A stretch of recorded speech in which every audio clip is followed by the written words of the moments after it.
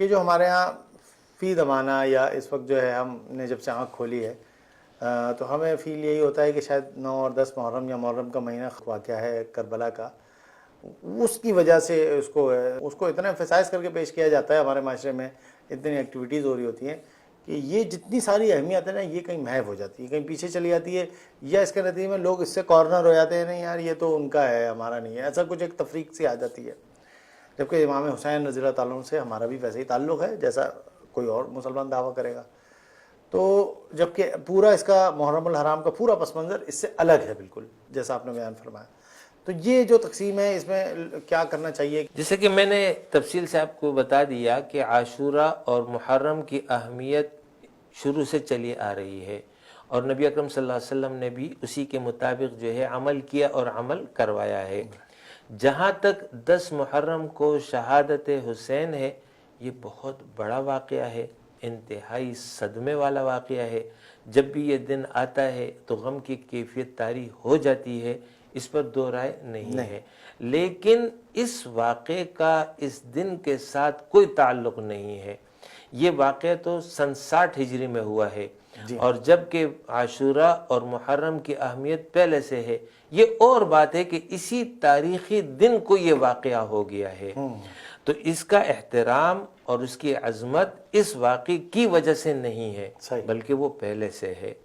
جہاں تک شہادت حسین کا وقوع پذیر ہونا ہے، تو اس تاریخ کو ٹھیک ہے ایک مومن اس کو یاد کر لیتا ہے، اس کے دل میں امام حسین رضی اللہ عنہ سے عقیدت محبت بڑھ جاتی ہے، اور بڑھنی بھی چاہیے بلا شبہ۔ اور اصل مقصد یہ ہے کہ وہ کیا مقصد تھا کہ جس کے لیے امام حسین نے یہ عظیم قربانی پیش کی، اگر وہ جذبہ تازہ ہو جائے اور اس کے لیے عمل کے لیے بندہ مومن تیار ہو جائے، پھر تو ٹھیک ہے، اس تاریخ کو اس کا ذکر ہو گیا اور اس حوالے سے جو ہے کوئی تذکیری بیان ہو گیا تو اچھی بات ہے، لیکن اگر ذکر برائے ذکر ہو اور اس سے کوئی مقصد حاصل کرنا نہ ہو تو پھر جو ہے یہ وقت یعنی روزے کا اس سے کوئی، اس دن کے روزے کا اس سے کوئی تعلق نہیں ہے کہ امام حسین اس دن وہاں پیاسے تھے، بھوک میں تھے، نہیں، ایسا کچھ نہیں ہے۔ روزہ ایک بالکل الگ روزے کی اپنی اہمیت رسول اللہ صلی اللہ علیہ وسلم نے پہلے بتا دی تھی، اور اس سے قبل بھی اس کا اہتمام جیسے میں نے آپ کو بتایا کہ ہوتا رہا ہے۔ یہ الگ بات ہے کہ اس تاریخ کو یہ واقعہ ہوا اور اس میں یہ کیفیت تھی، ان دو کا آپس میں کوئی لنک نہیں ہے، اس طرح سے نہیں ہے ایسا لنک جو لوگ پیش کر رہے ہوتے ہیں، یا لوگوں کے پیش کرنے کی وجہ سے اصل چیز محو ہو جاتی ہے۔ ہوتا یہ ہے کہ وہ چیز محو ہو جاتی ہے اور یہ غالب رہتا ہے، تو لوگ تاثر اس سے، نوجوان نسل ہے، طلبہ ہیں، دیکھ رہے ہوتے ہیں جو کچھ چل رہا ہے، تو ان کو یہ لگتا ہے شاید یہی حقیقت ہے اور کچھ نہیں ہے۔ تو اس کی بنیادی وجہ یہ ہے کہ ہم لوگ دین سے دور ہیں، دینی تعلیمات سے دور ہیں، تو اگر ہمارے ہاں دین زندہ ہوتا عمل کے میدان میں تو یہ چاروں مہینوں کو اسی طرح مسلمانوں تو پھر اس کی اہمیت بھی ہوتی اور اس کے مطابق مسلمانوں کا طرز عمل بھی ہوتا، اور پھر یہ چیزیں پیدا نہیں ہوتی، لیکن چونکہ دین کے مطابق عمل نہیں ہے، دین کو ہم نے محدود کر لیا ہے۔ ہماری زندگیوں میں دین پریکٹیکل اس شکل میں نہیں ہے جیسا ہونا چاہیے، صرف ہم اس حصے پر عمل کرتے ہیں جس پر ہم اپنے آپ کو مجبور پاتے ہیں، یعنی نماز پڑھتے ہیں اس لیے پڑھتے ہیں کہ نماز فرض ہے، اس لیے پڑھتے ہیں کہ سب پڑھتے ہیں تو مجھے بھی پڑھنا پڑے گی، نہیں پڑھوں گا تو شعوری وہ کیفیت نہیں، وہ چیز نہیں، یا وجدنا علیہ آباءنا، ہم نے باپ دادا کو اس طریقے پر پایا ہے لہٰذا ہم بھی کر رہے ہیں۔ نہیں دیکھیں ایک بات، باپ دادا جو کر رہے ہوتے ہیں، دیکھیں ہمیں بھی باپ دادا سے ہی دین ملتا ہے نا، دین تو ہمارا منتقل تواتر اور توارث سے ہوا ہے۔ وہ جن باپ داداؤں کا جو ذکر جو قرآن کر رہا ہوتا ہے وہ تو ان کے مشرکانہ عقائد پر کر رہا ہوتا ہے، ورنہ تو باپ دادا سے منتقل ہوتا ہوا وہ روزہ بھی تو پہنچا ہوگا مشرکین کے مکہ کے پاس۔ دیکھیں انہوں نے اس کو دلیل بنا لیا تھا اپنے لیے، جی، آپ ان سے پوچھتے کہ بھئی تم بتوں کی پوجا کیوں کرتے؟ ہمارے باپ دادا کرتے تھے۔ اب آج کے مسلمان سے آپ پوچھ لیجئے، تو مسلمان کیا میرا ابا مسلمان ہے؟ آج کا جو مسلمان ہے، جو عام معاشرے کا مسلمان ہے، وہ جو ہے وہ اسی لیے یہ سب کچھ کر رہا ہوتا ہے۔ میرا ابا ایسا کرتا ہے، ٹھیک ہے، ہم نے باپ دادا کو پوچھوں گا کہ محرم کا کیا بیک گراؤنڈ اس کو نہیں پتا، کچھ پتہ نہیں ہے، چونکہ رمضان میں سب روزے رکھتے تو وہ بھی روزہ رکھتا ہے. اگر وہ ربیع الاول کا مہینہ آتا ہے تو سب چراغا کر رہے تو وہ بھی چراغا کر رہا ہوتا ہے. عید الاضحیٰ آ جاتی ہے بھائی وہ کر رہے ہیں, بار بار بتانا پڑتا ہے بھائی. شعوری اسلام ہے, وہ شعوری اسلام بہت محدود رہ گیا ہے. میں یہ نہیں کہتا ہوں کہ بالکل صفر ہے, صفر نہیں ہے, شعوری اسلام موجود ہے, کسی نہ کسی درجے میں موجود ہے, لیکن جس طرح کا ہونا چاہیے اس طرح کا نہیں ہے, بلکہ اس پر وہ رنگ غالب ہے کہ جو پیچھے سے چلا آ رہا ہے. اس کا نقصان یہ ہوتا ہے کہ پھر یا تو آپ اپنے راسخ العقیدہ والدین کے ساتھ جڑ کے آپ جو ہے تقلید پر چل رہے ہیں, لیکن پھر جب کیونکہ آپ کو پتہ نہیں ہوتا, کوئی بھی آتا ہے بہا کے لے جاتا ہے پھر آپ کو. جی تقلیدی پھر آپ مطلب تقلید آپ کی اس وقت تک تو صحیح رہے گی جب تک آپ چاہے کانوں میں انگلی ڈال لو, جی, لیکن اگر کسی نے آپ کے کان میں پھونک ڈالی اور اس نے بولا یہ کیا کر رہے ہو تو باپ داداؤں کے اس پہ, تو وہ تو پھر وہ فوراً ہی بھگ جائے گا. اسی لیے قرآن مجید بار بار تعلیم دیتا ہے, فاعتبروا, عبرت حاصل کرو, اور اس میں نصیحت ہے عقل والوں کے لیے. تو نصیحت عقل والوں کے لیے کیوں ہے؟ اس لیے کہ عقل والے سوچیں گے نا, تدبر کریں گے. تو تدبر, تفکر, عقل سے کام لینا, یہ تعلیم دی گئی ہے. اور قرآن بھی جب اپنا مدعا بیان کرتا ہے تو مدعا کو بغیر دلیل کے نہیں بیان کرتا, بلکہ اس کے لیے دلائل بیان کرتا ہے. مثلا توحید کا ذکر ہے, توحید کے حوالے سے ایک مثال آپ کو دے دوں, یا ایھا الناس اعبدوا ربکم الذی خلقکم والذین من قبلکم, اے انسانوں اپنے رب کی عبادت کرو جس نے تم کو پیدا کیا. ربکم, جو تمہارا رب ہے, یعنی اللہ کی عبادت کیوں کرو؟ دلیل کیا ہے؟ رب ہے, رب بھی ہے, پیدا اس نے کیا, خالق ہے وہ.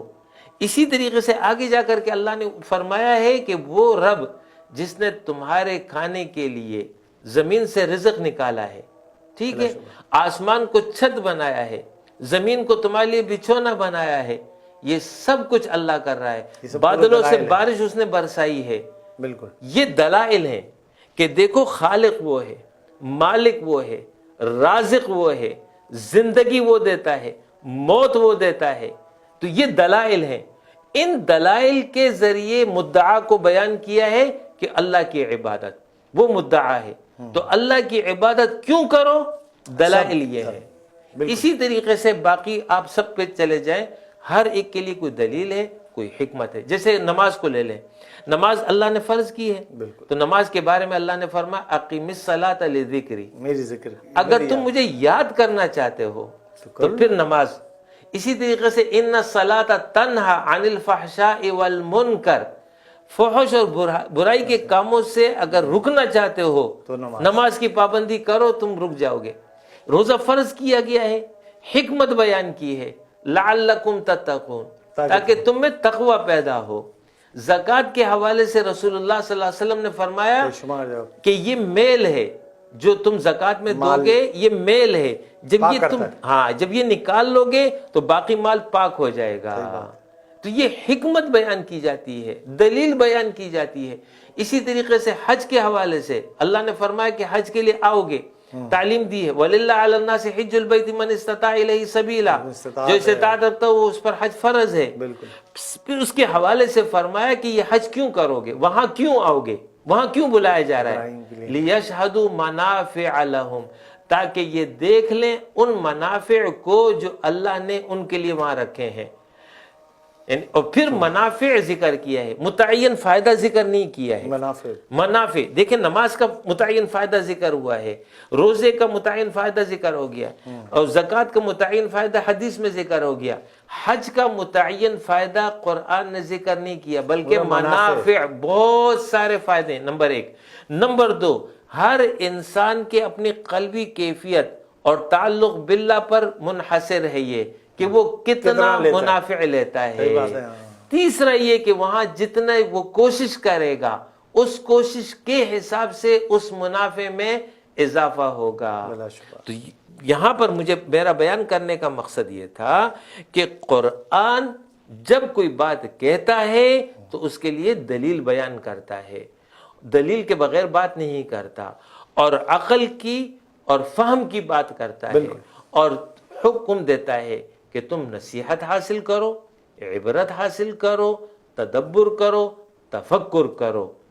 ایسا نہیں ہے کہ الل ٹپ، نہیں بلکہ ایسی بات ہے، ایسا کیسے ہو سکتا ہے؟ ہاں، پورا دین تو اسی طریقے سے آج ہمارے معاشرے کا حال یہ ہے کہ دین کے بارے میں ہمیں کچھ علم نہیں ہے. نہ چاہتے ہیں اس کو حاصل کرنا. نماز پڑھ رہے ہیں، بس پڑھ رہے ہیں، فرض ہے ٹھیک ہے، فرض ہے پڑھ رہے ہیں، لیکن نماز کی حکمت کیا ہے، نماز فرض کیوں کی گئی ہے، اس سے رب سے مقاصد جڑنا، کیا ہیں، تعلق پیدا اہداف ہونا. کیا ہیں. جی جی جی، یعنی اتنا بڑا انعام اللہ تعالیٰ دے رہا ہے کہ مجھ سے جڑتا ہے بندہ، قرب حاصل کرتا ہے، اتنی ساری چیزیں، اور وہ چھوڑ کے بندہ اس کو صرف ایک ایکٹیویٹی کے طور پر لے اور اس کو ایک روایتی اس کے طور پر لے جائے، تو پھر وہ اپنا ہی نقصان کرے گا بنیادی طور تو پر. اس لیے جو ہے وہ نماز تو ہے لیکن اس کی روح موجود باقی نہیں نہیں ہے. اور جس کو غالباً اقبال نے کہا تھا یہ سب کچھ باقی ہے، کہ رسم آزاد تو ہے، روح بلالی نہ رہی.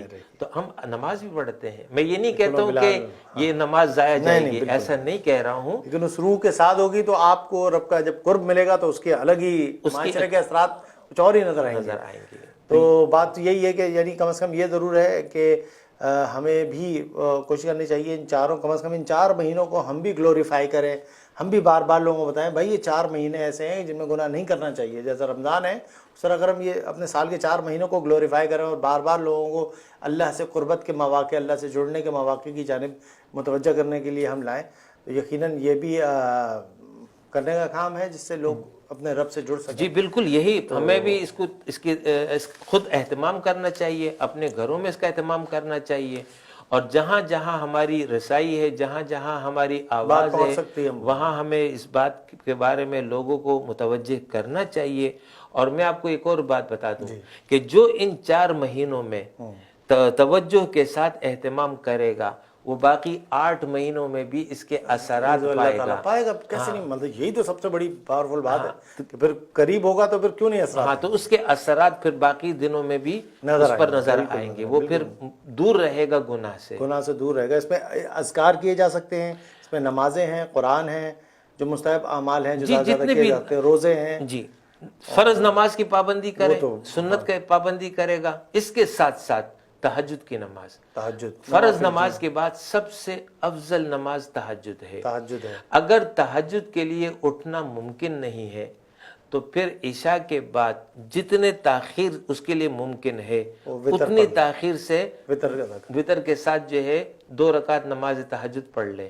اور اگر اس کے لیے اتنا وقت بھی نہیں اور عشاء کے فوراً بعد وہ سو جاتا ہے تو عشاء کی نماز کے بعد بھی اگر وہ 2 رکعت تہجد کی نیت سے پڑھ لے گا تو یہ تہجد میں منیمم جو ہے وہ ایک ہوگا اس کی نیت اور اس کا ہوگا. تو یہ مہینے ایسے ہیں جس میں آپ اور کچھ اگر تو ایک تہجد ہو گئی ہے. اس کے علاوہ نوافل صدقات کا اہتمام، یعنی اللہ کے راستے میں خرچ کرنا، یہ جو جیسے مواقع آپ کو ملے، اذکار کا اہتمام کرنا، سبحان اللہ، الحمدللہ، اللہ اکبر، لا الہ الا اللہ، سبحان اللہ وبحمدہ، سبحان اللہ العظیم، اس کا اہتمام کرنا. تو جتنے بھی نیک اعمال ہیں ان کا اگر اہتمام کیا جائے گا تو انشاءاللہ تعالی اجر میں اضافے کا سبب ہوگا اور گناہ سے محفوظ رہے گا. تو انشاءاللہ تعالی اللہ کی رحمت اس پر متوجہ رہے گی. بہت شکریہ ناظرین، آپ نے گفتگو سنی. یقیناً ہماری آج کوشش تو یہ تھی کہ ہم ان 4 مہینوں کو اس کی اہمیت کے ساتھ آپ کے سامنے پیش کر سکیں، اور جس طرح ماہ مبارک محرم الحرام ہمارے ساتھ جو ہے اس وقت ہم گزار رہے ہیں، ہم چاہیں گے کہ اس کو اس شعور کے ساتھ گزارا جائے کہ رب سے قربت کا مہینہ ہے. اس میں ان عبادات کے ذریعے آپ اپنے رب کے قریب بھی ہو سکتے ہیں، اس کو راضی بھی کر سکتے ہیں، اس سے بہت کچھ مانگ بھی سکتے ہیں، وہ قبولیت بھی ہو سکتی ہے. بہت ساری چیزیں ہیں، بہت سارے مواقع ہیں جو اللہ تعالیٰ نے آپ کے لیے رکھے.